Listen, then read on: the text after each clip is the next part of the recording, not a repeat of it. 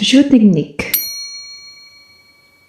Bonjour et bienvenue dans la Minute Géotechnique. Dans l'épisode précédent, nous avons découvert les fondamentaux de la géotechnique, notamment les essais réalisés en laboratoire pour mieux comprendre le sol. Aujourd'hui, nous allons voir qu'il existe une erreur très fréquente dans l'utilisation de ces résultats, une erreur qui peut avoir des conséquences importantes dans un projet de construction. Écoutons le professeur Mahaliba. Les erreurs peuvent être plusieurs niveaux. Première erreur, c'est de considérer les résultats des essais comme des valeurs, des paramètres qui représentent de façon intrinsèque le comportement du sol.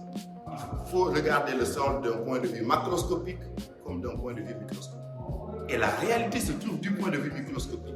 Et puisque c'est compliqué de regarder cette réalité du point de vue microscopique, on regarde cela d'un point de vue macroscopique en simplifiant les choses. Donc, première erreur que font les ingénieurs, c'est de considérer ces résultats, donc des tests, comme des valeurs absolues qui représentent la réalité globale du sol. Ces valeurs représentent une situation du sol qu'il faudrait comprendre, qu'il faudrait analyser, qu'il faudrait interpréter, qu'il faudrait même adapter à la réalité. Il ne suffit pas de mesurer des paramètres et de s'en tenir à ça. Et il suffit de comprendre ces paramètres. Ces paramètres doivent être lus, doivent être compris à la lumière de ce qu'est le sol réellement sur le terrain, c'est-à-dire un milieu complexe d'éléments qui interagissent. Et donc, ici, l'interaction est un paramètre à considérer. C'est pourquoi les géotechniciens parlent d'interaction sol et structure plutôt que de regarder le sol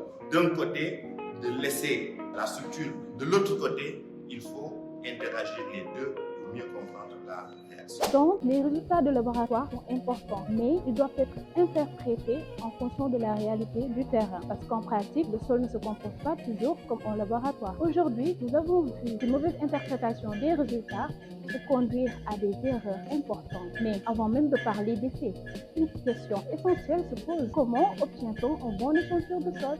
Dans le prochain épisode de la Minute Géotechnique, nous verrons comment se fait l'échantillonnage du sol, du terrain au laboratoire et pourquoi cette étape est si déterminante pour la fiabilité des résultats. Restez connectés et à très bientôt!